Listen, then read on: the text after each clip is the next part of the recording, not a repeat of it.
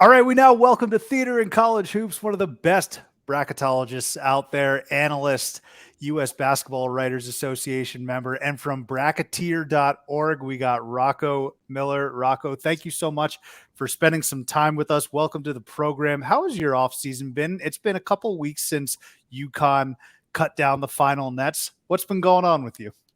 Oh my goodness. It's been, on one end, it's been nice because I haven't traveled. I got back from the Final Four the day between games, so I came back this Sunday after the two Final Four games before the championship game. Been home ever since. I'll start getting on the road again next week, but that's been nice just to be in one location, get caught up, get back to normal life. March was a whirlwind. I was on the road pretty much, I think, every week of the month, all the way up through Houston. So that's been good on that end. On the other end, that's basically the start for me of putting games together and helping schools out with schedules across the board. I basically become a quote unquote liaison for all types of college basketball events and also just general scheduling needs. But I really enjoy that. And, during the season, the coaches involved that help put schedules together and support staff and what have you, admins, are way too busy with games and practices to spend too much time with guys like us, right? So now it's a chance for all of us to sit down and see where the program's at, see how they want to attack next year.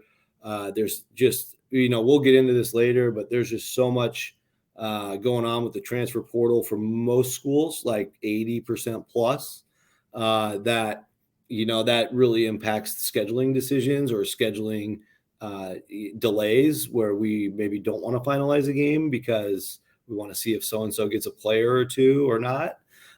So all of that is being discussed right now. And that's really what I've been up to ever since I got back for about 2.5 weeks now, almost 3 weeks. And, for me, that process is building a board that has every single event imaginable, whether it's one day, neutral court, let's put a spotlight game together, or your MTEs, what we call MTEs, they're multi-team events.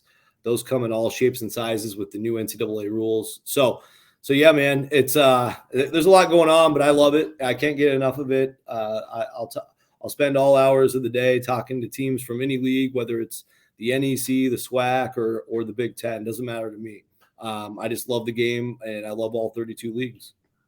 Hey, well, first, I really appreciate you squeezing us in there because it sounds very hectic. It sounds like your schedule is jam-packed. I want to unpack this, though, just a little bit. Sure. No need to – I'm not going to put you on the spot and ask you for any spoilers this upcoming season, anything that you haven't tweeted just yet. But can you tell us a little bit about your resume and some of maybe the tournaments or the games that you've helped put together in the past, maybe this past season, as recently as that? Anything that you can highlight? Yeah. I started originally just figuring out where we could help teams.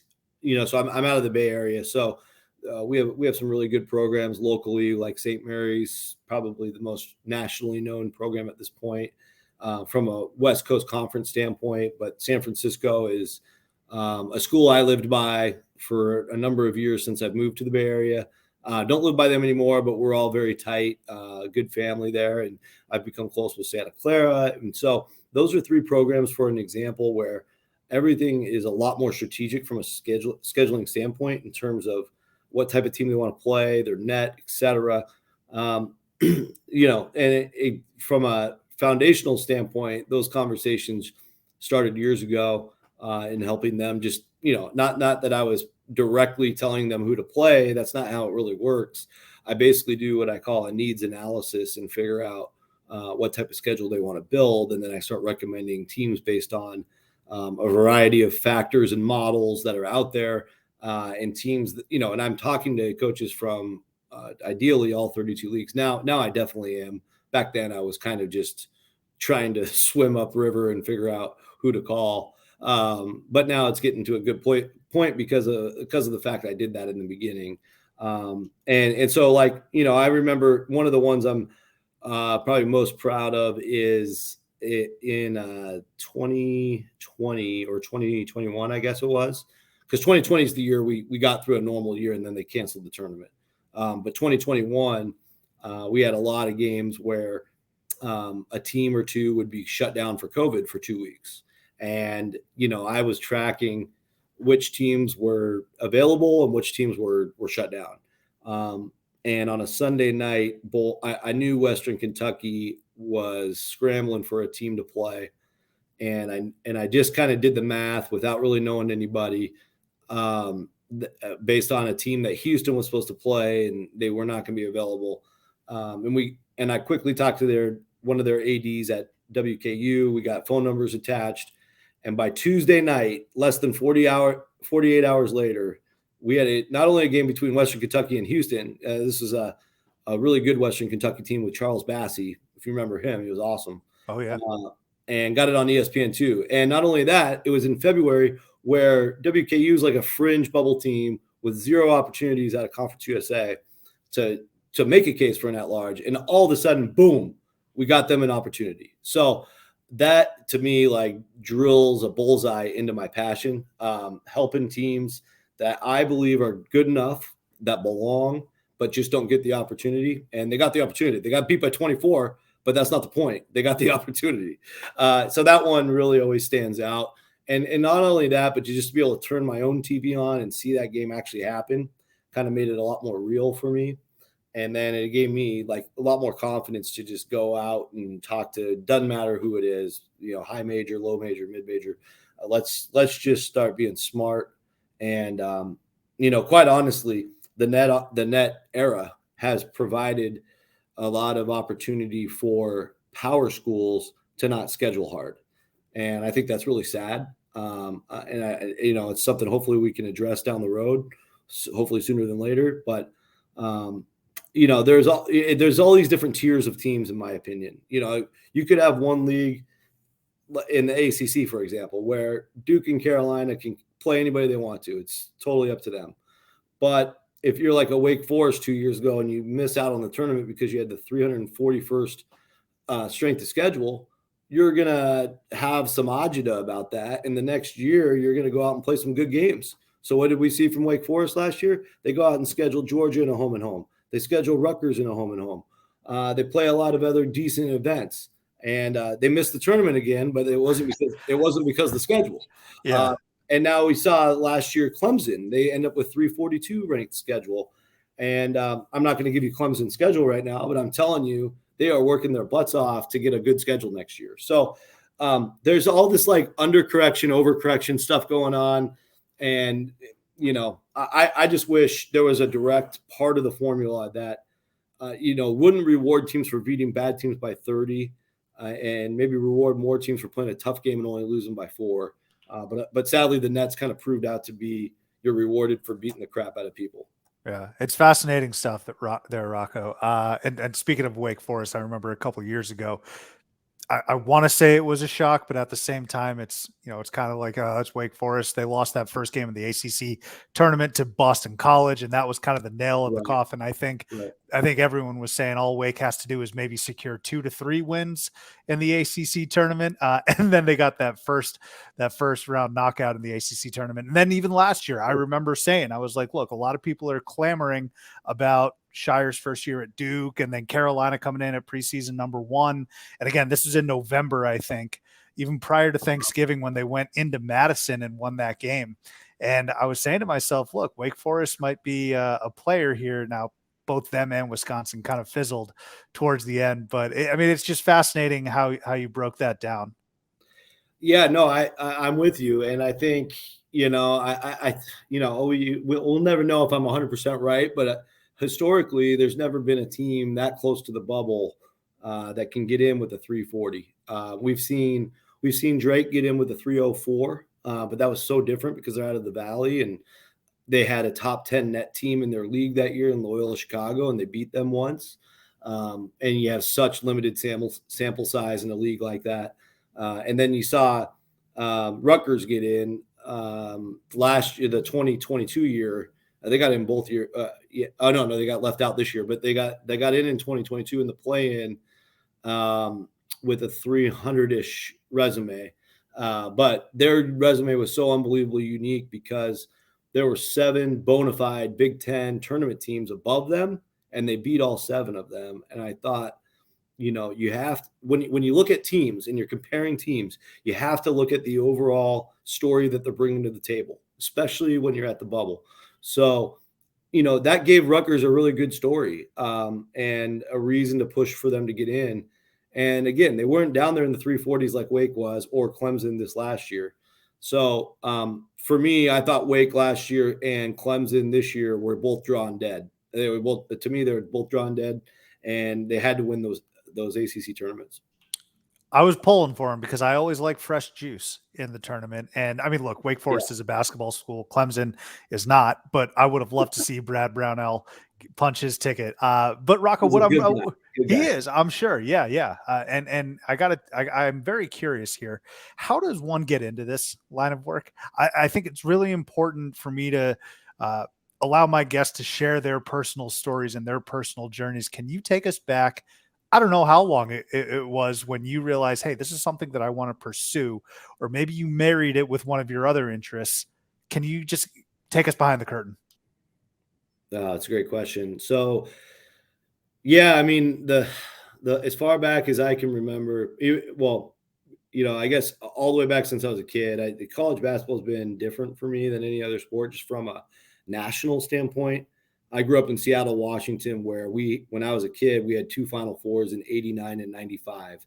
And, I look back at that still, and the Kingdome got torn down in '99. So that all ended in my generation. Like every generation from Seattle since me has not been able to experience that. And that's, they've had the first and second round since then a couple times, and that's going to come back with the beautiful arena they built for the NHL. But as far as we know, there's going to be no venue good enough to bring the Final Four back. And that's kind of sad in a way, because I remember going with my father, and we would just go to the Fan Fest deal, and it was open 4 days. They still do it that way now, and hang out there. And like all I want to do is hang out there and see people from all the different schools. And I was so fascinated by it. And I've realized as I got older, I love big data. And that's why I love this sport, because there's 360 plus teams, and it never gets old. It never gets boring. There's always a story to find. There's always a team to learn about. There's always a game in a different league to go pay attention to. And it just never, ever gets stale for me, ever. So I follow all the pro sports like most people too, but it is what it is. I've kind of got those down to a science, and I can't really get that passionate about them anymore in my life. I still like them. It's not like I don't like them. It's a great time. They do a great job marketing those sports, but college basketball to me is very pure and special from a big data standpoint. And the fact that, the tournament's a magical thing where a team like George Mason in 06 can go to the Final Four, Wichita in 13, Loyola Chicago, Butler, VCU, etc. So I've always just come from that foundation. I don't know any other way. It's been in my life since I was tiny. So when Twitter came out in 2010, before that time, I don't think many people know this, I would sit down on Selection Sunday with a notebook, kind of like this, and I'd scribble scratch a whole field of 64 before the show started, while whatever games were on during the day, until we got to the selection show. And then in '96, Joe Lunardi came along, and man, that guy changed everything from a fan consumption standpoint. And Joe and I become friends here in the last handful of years, and hopefully Joe sees this someday. But anyway, we joke around where I want him to retire and take his job, but we'll see if that ever happens. So anyway, with Twitter, it just gave me a vehicle to kind of share my thoughts. And I had started noticing, based on Joe's predictions and my own, that most years mine were a little bit closer to accurate. And then I just decided to kind of start doubling down because of that. And I think a lot of guys, there's over 200 bracketologists on Bracket Matrix. And I think a lot of guys kind of started because of Joe, just thinking like, hey, you know what? Joe has no clue what he's talking about. And we all got opinions. And that's sometimes enough juice and motivation for you to just go do it on your own and see how you stack up. And once you get to know Joe, it's like, man, this guy does know all of his stuff. He's really impressive to meet in person and spend some time with.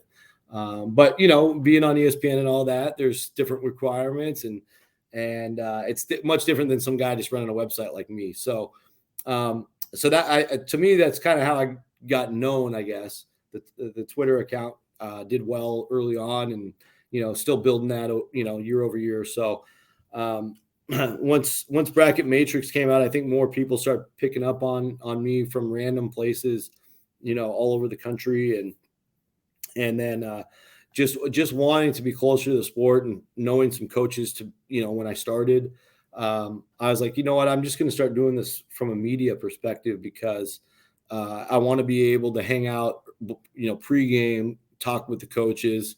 I want to do, I don't mind sitting in the post-game presser and asking questions if I have time.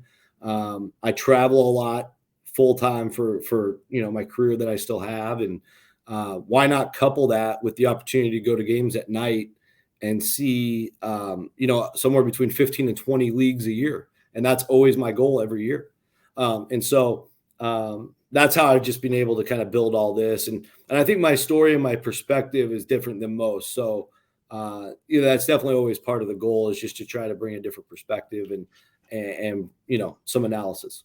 That's tremendous, Rocco. I love that story. And honestly, I wish data and analytics and the numbers side of the game was a lot more prevalent. Maybe when I was growing up in middle school and even early years of high school, we're certainly not.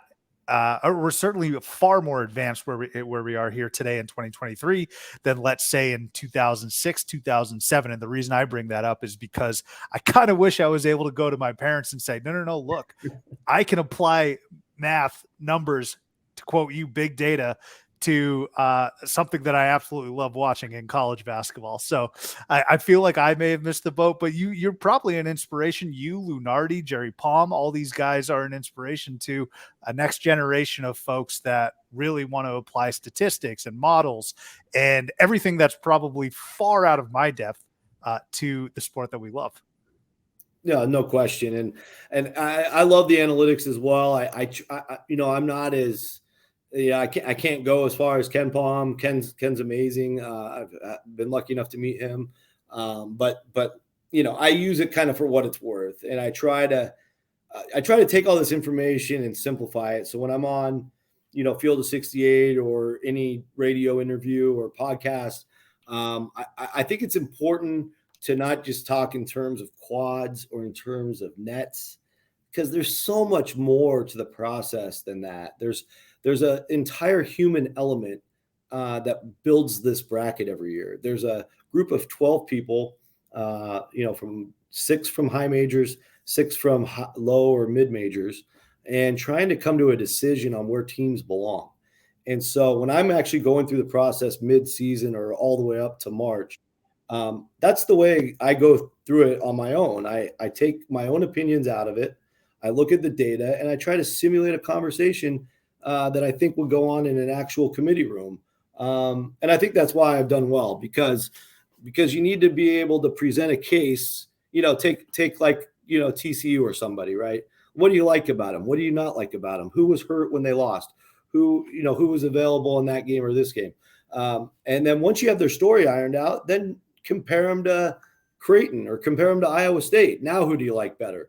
And that's exactly what goes on in the room. So, I think for any bracketology taking this thing seriously, bracketologist, that's my first advice is, if you really want to do it right, simulate a conversation. Don't just look at numbers and go off that, because that's not how it plays out in the room. That's a great point. It's a great point. So, Rocco, I want to get your thoughts on this from a bracketologist's perspective.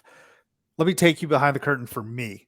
I found, or what I find far too often, and I understand media has to put out content, but what I find happening far too often is teams getting written off during Thanksgiving in December. in January. And we saw it with UConn last year. I think some people may have seen it with SDSU, even though they won their conference. I think FAU everyone loved, but nobody necessarily thought that they were a Final Four team. Oh, perfect example is Texas. Now, I kind of understand it with the whole Chris Beard thing going on, but everyone was saying, yeah, look, Texas had a great team, but no Chris Beard. There's no chance that they're going to go to a Final Four. They were about 10 minutes from doing so. The point that I'm bringing up, though, here, Rocco, is that I usually give it until Valentine's Day. All right. If you're performing poorly on the bubble post Valentine's Day, I might say, okay, I'm done with you. And that's from a fan's perspective. From your perspective, is there a time of the season where you kind of say, all right, these guys are now in the boat of they got to win their conference tournament? I'm talking those fringe bubble teams. Yeah, interestingly enough, the answer to that question is the Big 12 actually, because it becomes a math thing for me. I try to, again with the bracketology piece, I'm by the numbers, by the book, by the fact. I'm always removing my own opinion, and so with that mindset, I'm looking at just the opportunities that are left, and so I'm always just looking at remaining schedule and where you're at now. And so like a team like Oklahoma, it's happened to them like 2 straight years, I want to say. You get to like mid-February, if you do the math and they really don't have a path to be 3 games over 500, write them off. They have no path. So why even worry about them? And in the Big 12, it just seems to be that's where it happens, because if you fall to the bottom of the Big 12, you're just accumulating too many losses. And, they might stay top 30 in KenPom or top 35 in net. I don't care. It doesn't matter. They're not taking a team that's not 2 or 3 games over. So for me, that's where I start. I think you start looking at, Arizona State, I thought was interesting last year. A lot of people wrote them off around that time. And I'm looking at their last 3 games. Their last 3 games were at Arizona, their rival, and the last weekend they played at USC, at UCLA. We all know what happened. They hit the 3/4 court shot to beat their rival. I'm an Arizona guy, Rocco. So I wrote them off. I wrote them off just as a hater. And I absolutely wrote off Princeton before the game even started, sort of like a live version of Seth Davis. Yeah, it was a rough few weeks from that brother. Buzzer beater. No, I'll survive. I mean, we won't make a Final Four in my lifetime. I've come to that conclusion. But to your point, ASU. I know. Am I being too doomsday here? You are. No, because Arizona is an amazing program. I did a couple games down there, the season before, both the Oregon State and Oregon games. It was a great atmosphere. Had a great weekend down there in Tucson. But my overall point was, with 2 weeks to go in the regular season, we had a team that, I don't care if you had them 5th out, 9th out, 7th out, whatever it was. They had more of an opportunity than any of the teams projected out at the time, which was those 3 road games. Road wins against tournament teams are gold, and road wins against teams that are going to be what we call protected seeds, which are the top 4 seed lines, are whatever is above gold. So they had 3 cracks at that, and they got 2 of them. They did beat USC, and they beat, of course, Arizona. So that got them in the field, and they had something on their resume that most bubble teams didn't have. And so when you're in that situation late, if you're anywhere near the bubble and you're not in a too many losses situation or a horrible schedule like the Wake Forest Clemson examples, all you can do is ask for opportunity. Most teams don't have opportunity. So that I think is how I look at that. Mountain West teams are just, they constantly are in the bubble talk. I feel like Nevada squeezed in there this year. They're almost more dependent on what goes on around them than what actually happens in their own games. And so, you don't want to really write off a Mountain West team because they're going to have a high winning percentage in these like quad 2, quad 3 categories where, when you combine all the quad 1 through 3 records for big schools, Big 10, SEC, Big 12, those types, they're going to have a much better winning percentage, and it's going to be a little easier to select them if things get too far out of bounds. And that's exactly what we saw happen this year. A lot of people complain that Rutgers didn't get in. I was also one of them that got that wrong, but I had zero problem with it because when you remove quad 4 from the equation, Rutgers was a 12-14 basketball team. That's a really, really tough team to take in games that mattered. And so I had zero issue taking Nevada over them. I just didn't think the committee would actually do that, but they did. And I think that's an okay thing to do. Yeah, it's funny you bring up Nevada and ASU. Actually, I have family in Southwest Ohio, so I was there for that first 4 game. So I was there for the FDU Texas Southern game. I'm going to sound like an ingrate, but yeah, I mean both were complete tail whoopings. But it was a blast being there at UD Arena, and I had no idea cool. I had no idea I was witnessing FDU. The next game they were about to beat the 1 seed Purdue, and then ASU, for as much as I'm hating on them, that was one of the greatest shooting performances in the first half I've ever seen. I don't know if you caught that game, but they were shooting like 70 some odd percent. It was ridiculous. So against Nevada. Yeah, I was tracking the live stats. It's funny because my wife's birthday is always March 15th, so it's always the first 4 or somewhere around then. This year, of course, it was that night, and I'm so busy like the weekend before, and of course we'll get after it for first and second round and not miss anything. But so I didn't watch that whole game, but once I saw the score get out of hand, I was following the live stats and whatnot, and I was like, geez, this is just a beatdown.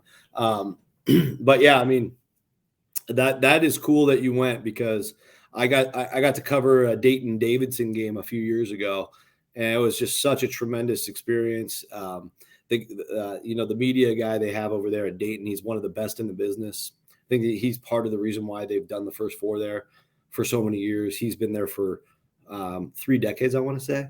So, I mean, he just takes such good care of anybody covering the game, make sure you have everything you need. A Dayton home game, you've probably been to one of those. They're always packed, even when they suck. I mean, it's just for me to go into any place, doesn't matter if it's Dayton or wherever it is in the country, and just see a bunch of people around me that love the game. I can't get enough of that, and I respect the heck out of it. Yeah, you're absolutely right. Everyone always asks, why is Dayton hosting the first 4? And I'm like, you guys got to go there. It's a fan base that cares. It's a basketball school that cares. It's a wonderful venue.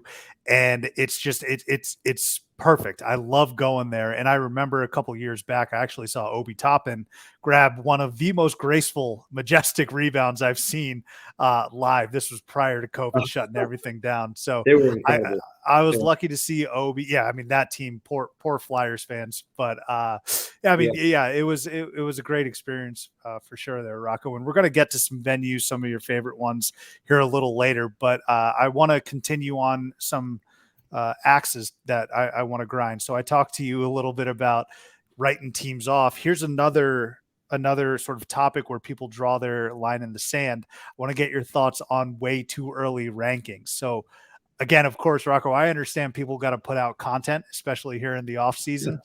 But I'm curious to know where UConn was in those way too early rankings last year. I'm curious to know where Miami, SDSU, FAU, all of that. Give me your general thoughts on way too early rankings. Well, general thoughts are, in the portal era, in the NIL era, waste of time, total waste of time. You got to wait until the dust is settled, in my opinion. And I think for what I do, I've mapped it out ideally. I'm hardcore scheduling right now, and I'll be at that all summer. It's amazing with the portal how long teams will wait to make a decision because they want to see who's going where. And I respect that. If I was on staff, I'd probably do the same thing. So scheduling takes a lot of time, several months. And then I think when we start hitting September, maybe mid-September through end of it, we don't call it training camp in basketball, but you know what I mean, like 6 weeks of practices. That's when I really start rolling up the sleeves. But luckily I'm able to go out and travel a little bit during the off season, and I'll meet with certain staffs, and it's the best time to talk to staffs because you get all their opinions on different teams. And so, I kind of go into all those visits with an open mind, and coaches, luckily for me, I'm not like on another staff, or I'm not like some controversial, person on First Take or anything like that. So they'll usually always be open with me. And I met last year, just to take you back to last year, I met with 4 different staffs, very random. One was in Conference USA, one was in SEC, one was in the A10, and one was in the MAC. And this one team came up with all 4 of those visits, and it was Florida Atlantic. And one of the SEC team, you could probably figure out who it was, said, we cannot believe they got on our schedule. They are not supposed to be on our schedule. And that was Florida. Florida Atlantic ended up beating them. So, I knew early on that like most of the market or whatever you want to call it, the media, were undervaluing this team. I think they're picked 5th in the league. At Field of 68, we get to do a pretty cool thing called the Mid-Major Top 25. Sean Paul organizes that, and I'm a voter in there. And I voted, and again, a lot of this was based on just talking to teams. I put Florida Atlantic 4th in my rankings, and out of top 25. So, of course, right now I'm looking pretty good. And so, they were picked 5th in the league. I got them 4th in the country in all mid-major. And Sean, I remember this, he got back to me and he's like, Rocco, are you sure you meant to put them 4? I go, I'm 100% sure. I'm sold. Like, this is a team that's very well together. Nobody wants to play them. They took Miami to the Horn at the end of last year. A lot of people overlooked it. They worked their butts off all off season. They're committed to making the tournament, blah, blah, blah. And, there's an episode out there, our preseason episode. I talked about them for about 10 minutes. And so that's how I go about it. And it's not just them, it's the whole country. And I really enjoy my preseason bracket exercise. So check that out next year because it's the only time of all bracketology the entire year where it's basically just my opinion based on a lot of just conversation and analysis, that combo. And I take a lot of pride in it. Like, I put way too many hours into it. It takes me almost all those 6 weeks to build, and then I pump it out there like that last week before the season starts. So that's my preseason, like top 46, because typically you get about 46 teams before you go to the auto bids. And then after that, I rank like the next 40 teams of just on the outside looking in. And so I had Florida on the big national picture. I had FAU on that next column looking in, but they were close. And I don't know. I assume nobody else even had them on their list, but I could be wrong. So that was how I did it last year. I'll do it that way this year. But looking ahead to next year, obviously if Florida Atlantic brings everybody back, they're going to lose Michael Forrest no matter what. He's out of eligibility. But, they were very strong even without him. By the end of the year, he was playing about 15 minutes a game. I feel like they'll be able to fill the gap there. The key for them is if Elijah Martin or John L. Davis does go to the NBA, they're going through the process. That will definitely change things. Assuming they come back, starting to feel like they will, but you never know. I don't see why they can't make another run. They're just so strong as a group. They're cohesive. Their coach is excellent. And for me, I'm more, a lot of people, especially media wise, they get overblown with wowed by talent and the players. And obviously that's very important. You got to have talent, but I'm more of a jockey guy. If you've got the talent and then it comes down to the coach, I'm all about the coach. So, I trust Dusty. I think he's one of the best coaches in the game. He was doing it with, he's getting them to 500 at a school where, they have no history. And he's been a good coach for about 5 years based on the players he's had. And so that's where that confidence comes from. We probably both know who a lot of those good reputation coaches are. I put a lot more stock into them than I do whatever moving parts are coming in or out. With all that said, obviously teams like Kansas are reloading and they could obviously win it all. They swooped in on Timberlake there earlier today. That was very fascinating. Duke's going to be loaded. Michigan State looks like they're pretty loaded. Some interesting stories in the Big East with both Marquette and Creighton. If they can hang on to what they got, they'll be very, very talented. And then you've got UConn, of course, will still be pretty strong. So yeah, I think there's just in general there's a lot of good stories. Two teams a little bit maybe lower on the list, but nationally. But I'm really looking at closely are Colorado and West Virginia.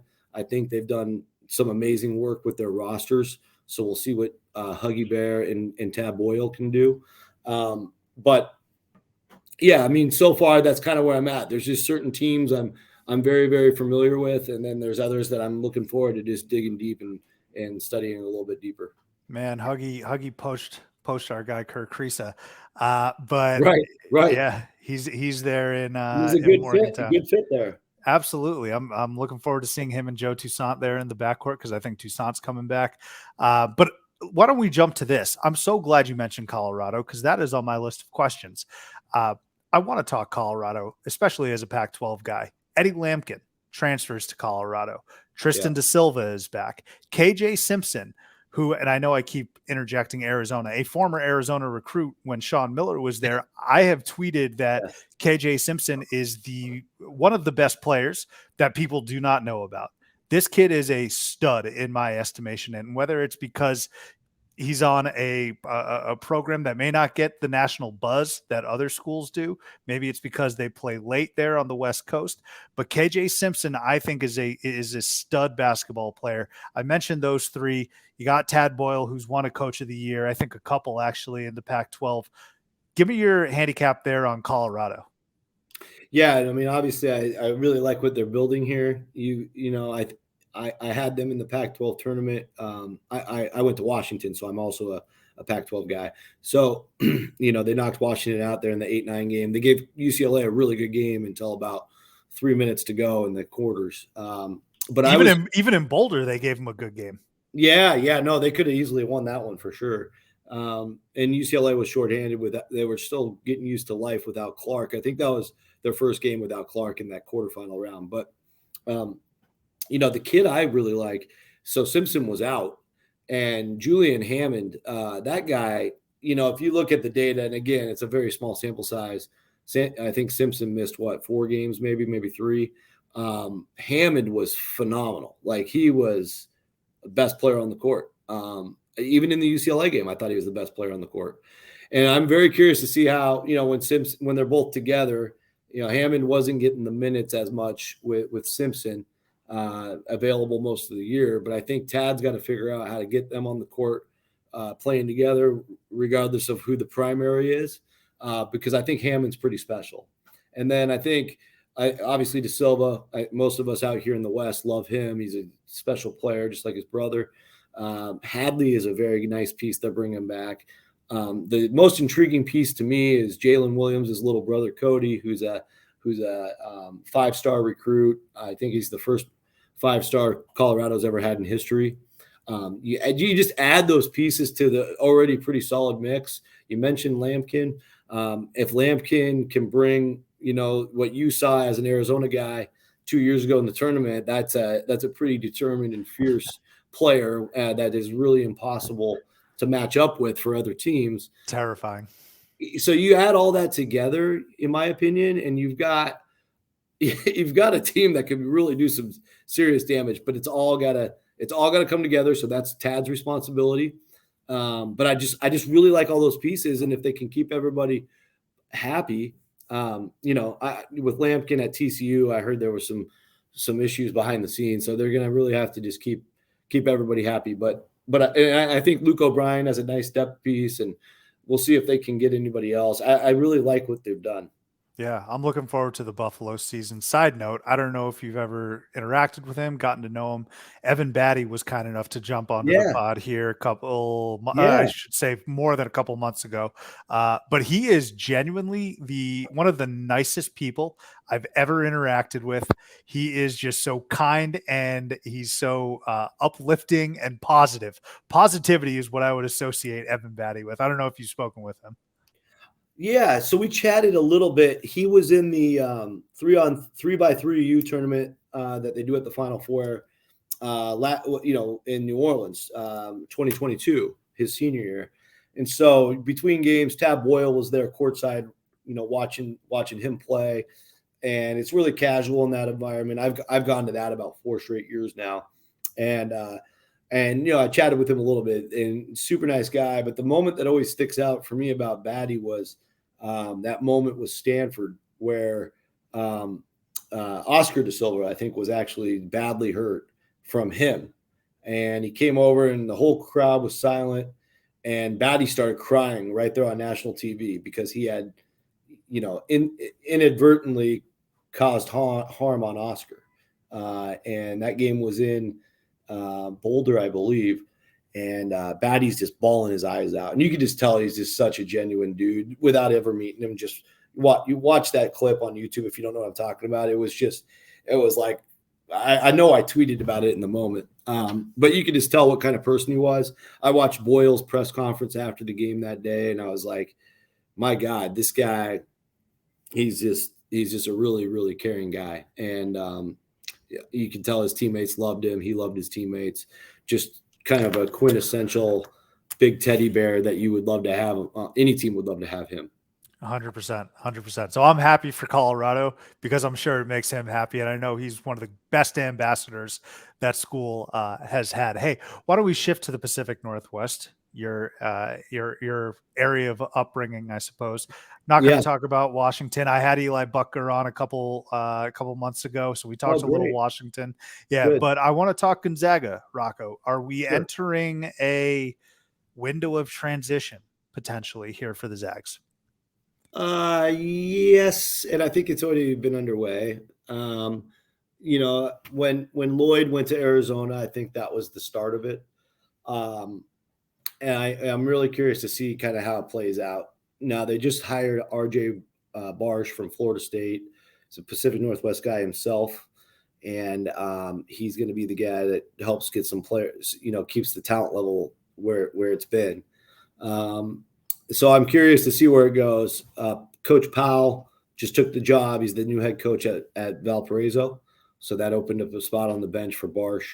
But I think, as a whole, they're definitely in on some guys in the portal. We'll see how that all plays out. They took Steel Ventures from Eastern Washington. I'm really curious to see if he can make the leap from Big Sky to Gonzaga level, when they play their big games. Obviously, he's more than capable of being okay in the league, but when they play their, they'll play about 5 or 6 marquee games as they always do. How does he stack up, or how much are they going to depend on him? There's a lot of questions within that. Dusty Stromer's a heralded freshman. I don't follow high school recruiting that closely. I just frankly don't have a lot of time for it. But I see the basics, where they're projected to go, and I'm always curious to see where they fit. So I think they really want to get the other Nemhard, who's coming from Creighton. That's a huge priority for them. So if they get him, I think that will help. But I think just program wise, going from number 1 in KenPom a few years in a row, I just thought last year they didn't have. We'll see what happens with Strother, but I didn't think they had a bona fide pro. I think Timmy will likely have a cup of coffee in the NBA last maybe a couple of years, but he's obviously not a first round guy, and they were different when they had Suggs and Holmgren and those types of guys because it just elevated everybody else to a different level.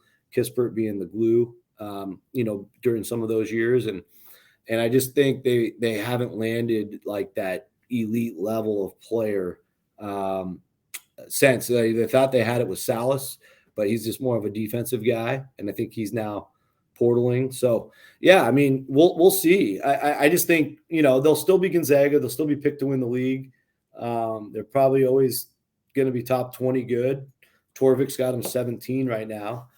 They finished around 12th, I think, or 11th on the seed list this year. So yeah, I think that's their new normal for the time being. And I think some of that might be messing with their head where they should go for their next conference. Because I think they're going to end up in a power conference in the next few years. It's just a matter of where. There's talks of Big 12, there's talks of Big East, there's maybe we'll see. Pac-12's all in flux. So if they come over here for basketball only, that's might be their best bet. But yeah, I mean, I think they're in a period of limbo for sure. It's going to be interesting to see what the Zags do. I mean, I'm used to their dominance now for the past probably closer to a decade than it has been half a decade.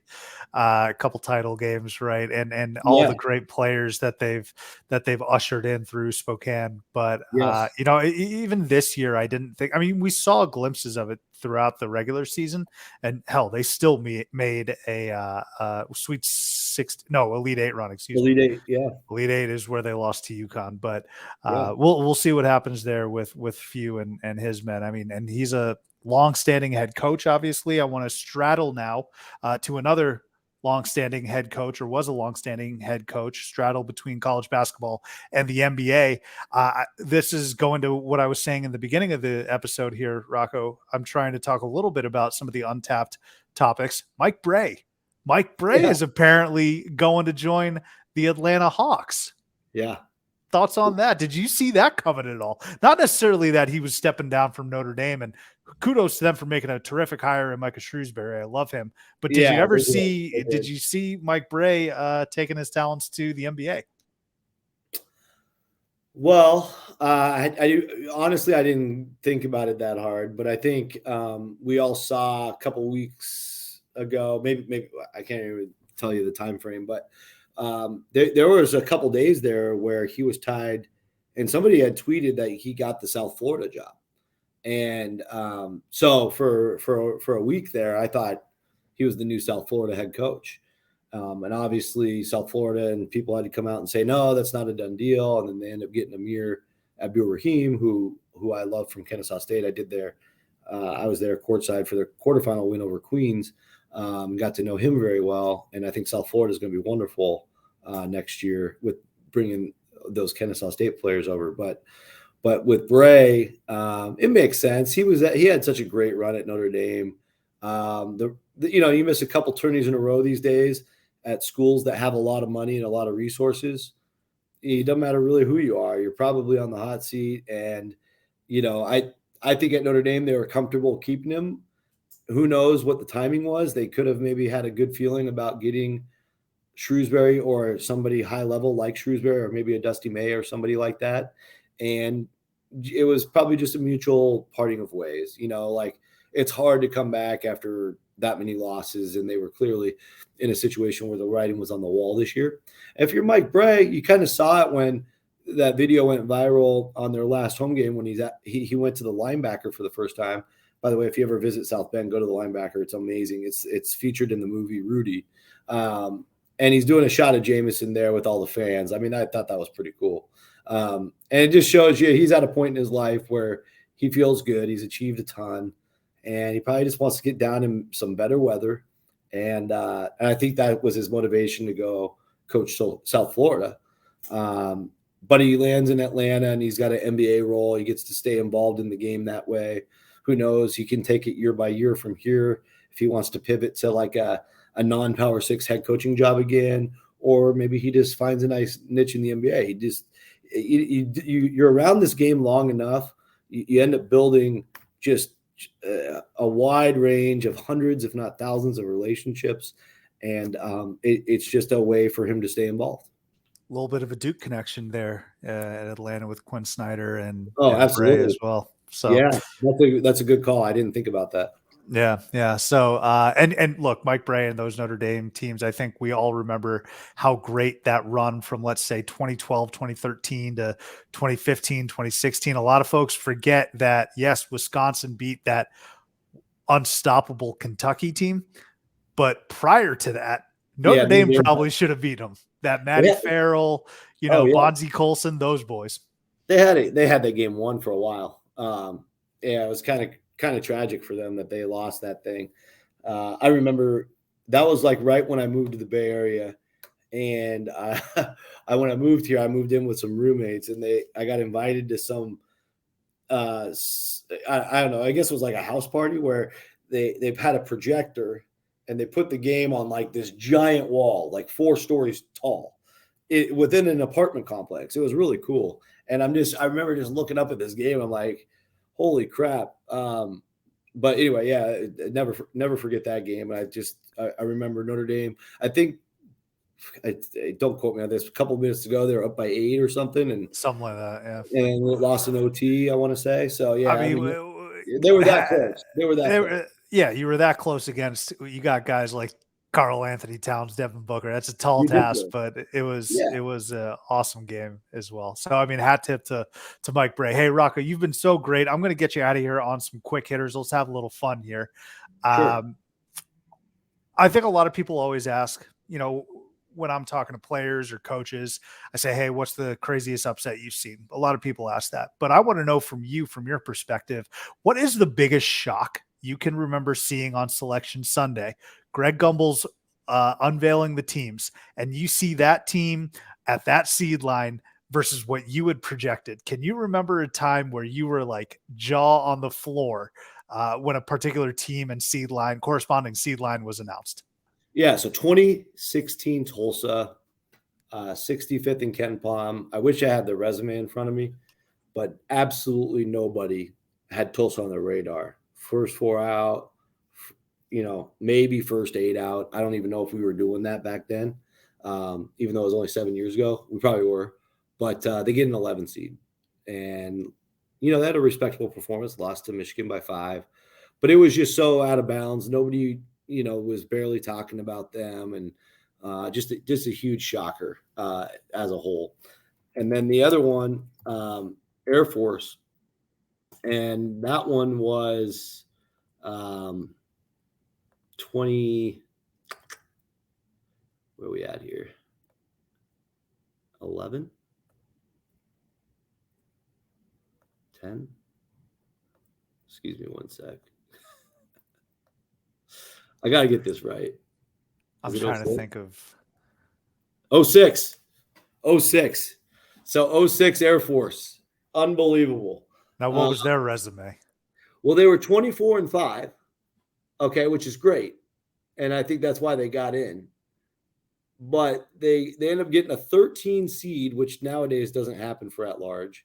And their best win in non-conference, they did beat 55th ranked Miami on a neutral court, which was great. But everybody else they beat was either a non-Division I team or 103rd or worse. And the only road wins they had were Navy and a school called Texas Pan American that is now known as UTRGV. So that is that was their non-conference resume. And then they played in a very down Mountain West in the very early years of the Mountain West. And they got into the Mountain West tournament and got beat by number 142nd ranked Wyoming by 2. And after that game was over, everybody said there's no chance for Air Force. They get in as a 13. There was just a lot better options that year. I remember that. And again, that would have back in 06, it would have all been on scratch paper for me. So I wish I had a digital document of it. But those are the two. You asked, bracketologists have been doing this for multiple decades. They'll both reference both those as. My gosh.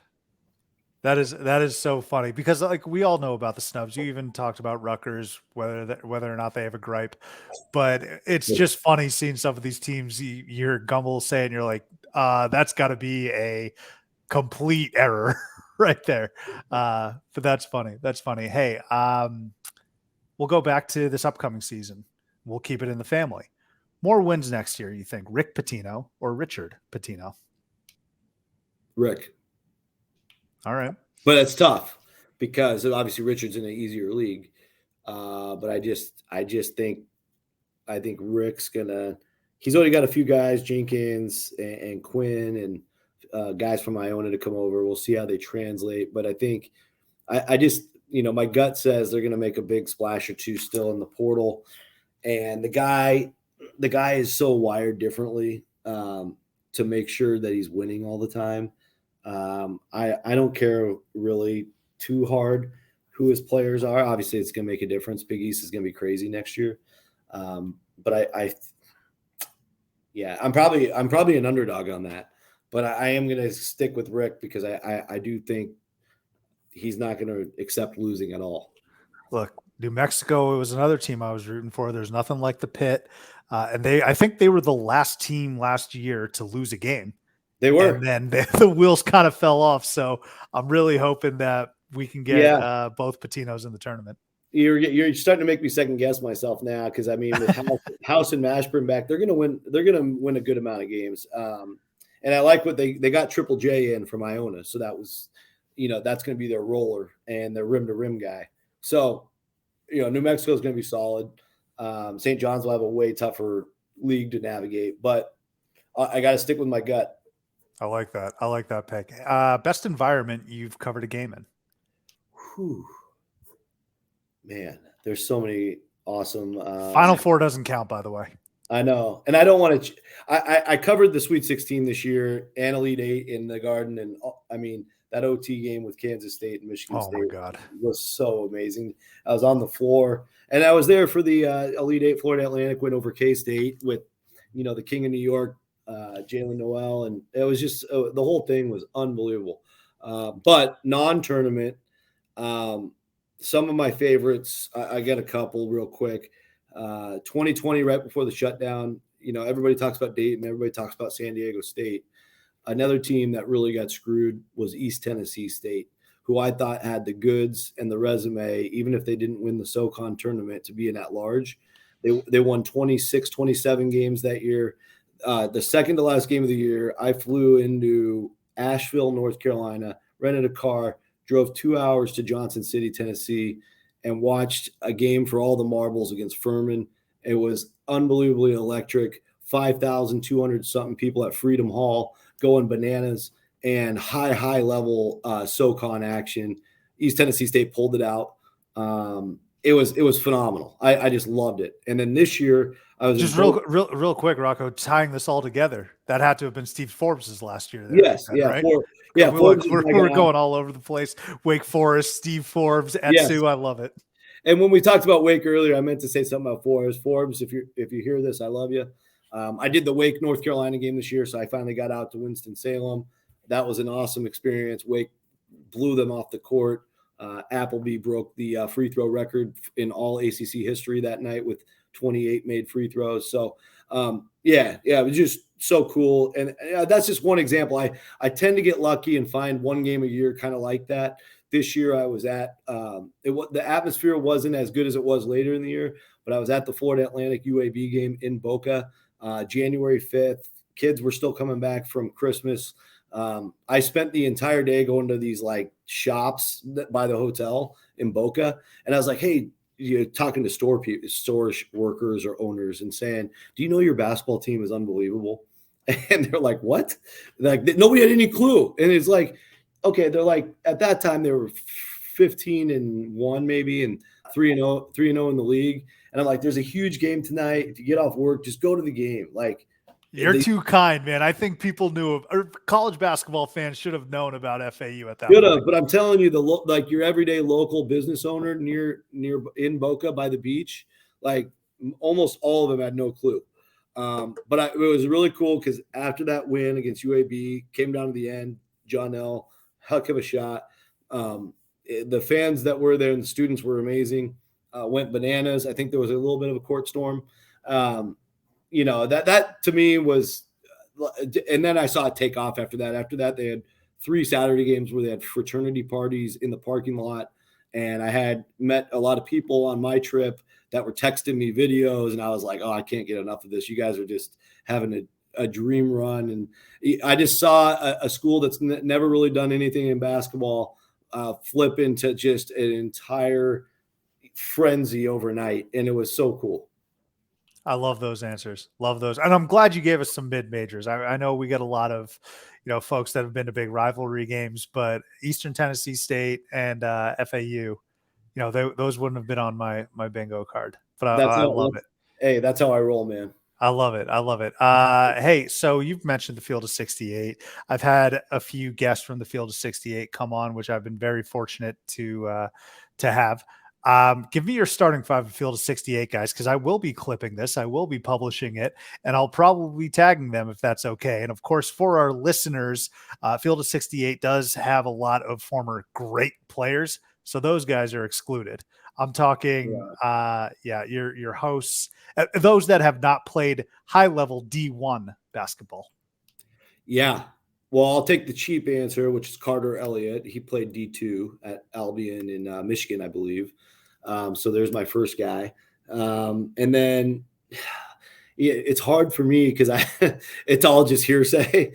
So every year at the Final Four, there's a media game, and they organize it like Sunday morning. And I messed up my knee a number of years ago, and I honestly haven't like done the rehab and the work to like get into playing a full game. I still go out and shoot around all the time. I love playing basketball, but wouldn't go out there and try to roll with these guys. But I know, Jim Root's coming off ACL.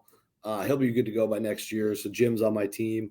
I also I've hung out with him and Kai and Matt. They're all like giants. I mean, Matt's like taller. You can't tell on the Zooms, but Matt's like taller than those two guys. They're all like 6'2" to 6'5". So in a regular pickup game and you throw Carter on top of that, I'll just take all three of the weave. And then I heard Doster's actually a pretty solid pickup player. He's getting up there in years, so maybe it's a bad pick, but I'm not going to take Goodman. I mean, come on. And then I'm not going to take, what are my other options? I can't take Childress. I can't take Doster. I can't take Oglesby. I can't take, I'm not sorry, John Fanta. I can't take you. I'm going. Anyone winning the sixth man of the year like Brogdon did yesterday? Anyone coming off the bench that you can throw out? It's a good question. You can take yourself too if you want, Rocco. I have no idea what Waddell brings to the table. I really don't. So he's a wild card. Yeah, I'll take myself as the 6. I can shoot the shit out of the ball. So sorry, you can bleep that out, but I can. I'll play. I tell you what, they posted these videos of them playing Pop-A-Shot on the Sunday. That's the day I had to leave. And I'm really, really bummed because I saw some of their scores. I would have destroyed all of them in Pop-A-Shot. So that's my claim to fame. I'm a Pop-A-Shot machine for sure. I love it. Shooting's important these days, man. We just saw what Jordan Hawkins can do. So we'll get you off some screens and maybe you can lead the field of 68 to a national title. Rocco, just a couple more. Awesome. I want to get you out of here on something very positive. You tweeted about it actually, and I picked it up. Jacoby Seabach. You mentioned Queen's University earlier in this episode. Can you tell us a little bit about Jacoby Seabach in this story? Yeah, I actually talked to head coach Grant Leonard last night on the phone, and this came up briefly, and I quickly got up to speed on the story. And Seabach's a kid that they're bringing up out of the JUCO ranks that has he's got a condition where he actually has to self-serve his body to continue functioning at all times. He's basically battling a rare condition called hypohidrotic ectodermal dysplasia. And I hope I'm saying that correctly, better known as HED. And it's a medical condition that's basically one of more than 100 types of ectodermal dysplasia it basically affects 1 out of 20,000 people. So 1 out of 20,000 newborns. So it's really something he's dealt with since birth, and it's an abnormal development. So he always has to remain aware of his body temperature during competition. And the condition basically impacts his sweat glands. So he's got to wear cooling vests, wristbands. He has these different breathing techniques that he has to do to try to regulate his body temperature. And so all of that, and I know there's more to it than that. I'm kind of maybe doing it a little disservice.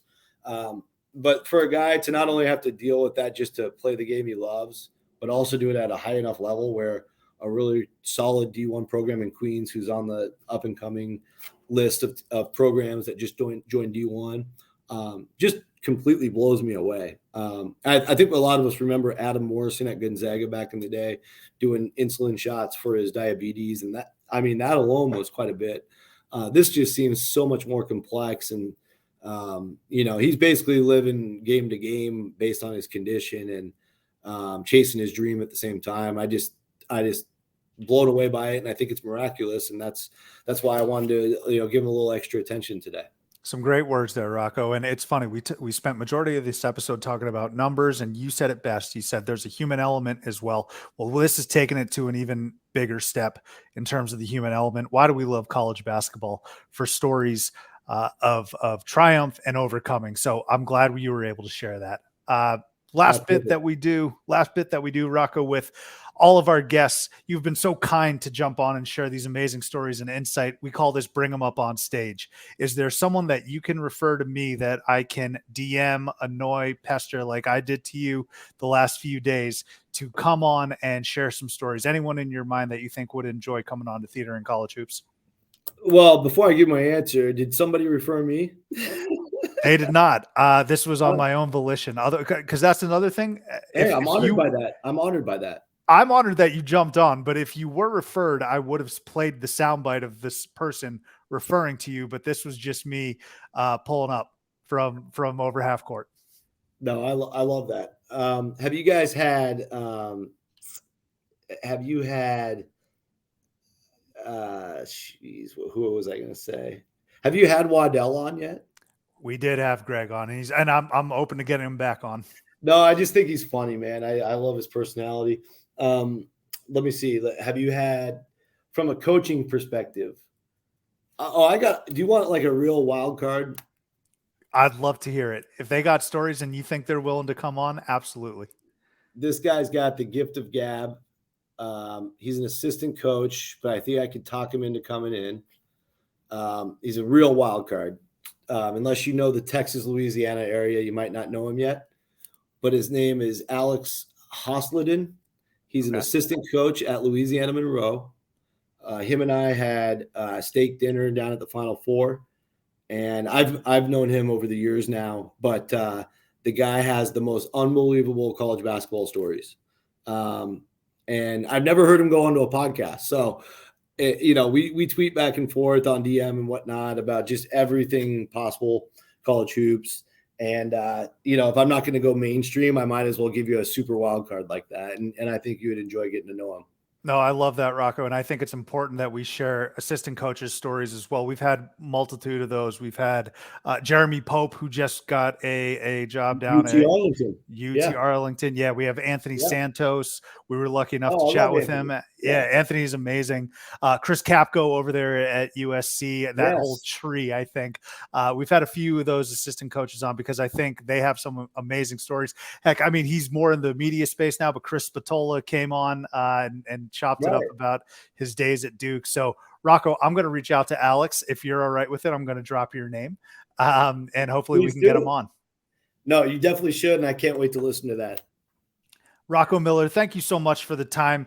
I know you're in the Bay Area. Hopefully you catch the Warriors Kings game. Obviously, when this pod drops, it'll be last night. But enjoy it, and thank you so much again. We'll catch you next time, and we'll be following you. I really appreciate it. Thanks for having me on.